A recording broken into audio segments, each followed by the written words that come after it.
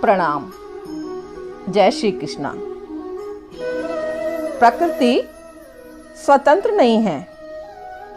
प्रकृति स्वतंत्र नहीं है, वो ईश्वर की अध्यक्षता में अपने सभी कार्य संपूर्ण करती है।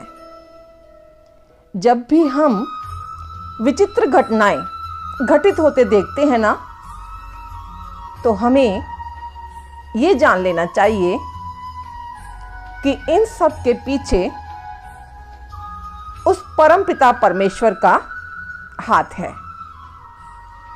बिना उसके नियंत्रण के कुछ भी हो पाना संभव नहीं है। बिना उसके कुछ भी संभव नहीं है।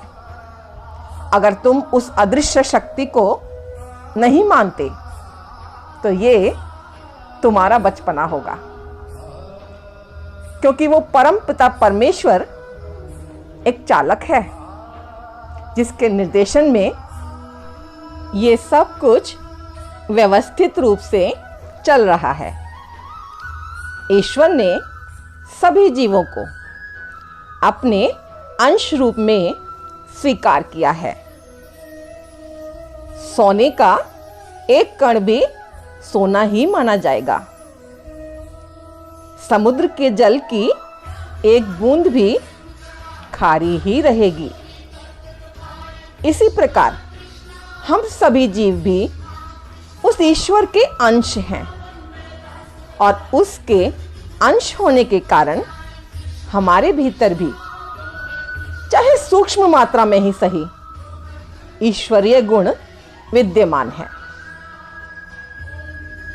तभी तो हमारे भीतर प्रकृति पर, अंतरिक्ष पर, ग्रहों पर अपना प्रभुत्व जमाने की प्रवृत्ति है, क्योंकि यही प्रवृत्ति ईश्वर में भी है। यही प्रवृत्ति ईश्वर में भी है। लेकिन हमें यह समझना होगा, हम परमेश्वर नहीं हैं। हम परमेश्वर नहीं हैं। ईश्वर को अपना कार्य करने दो। ईश्वर को अपना कार्य करने दो। और उस ईश्वर का कार्य है सृष्टि को व्यवस्थित रूप से नियंत्रित रखना, और हम जीवों का कार्य है ईश्वर द्वारा दिए गए कार्यों को पूर्ण करना।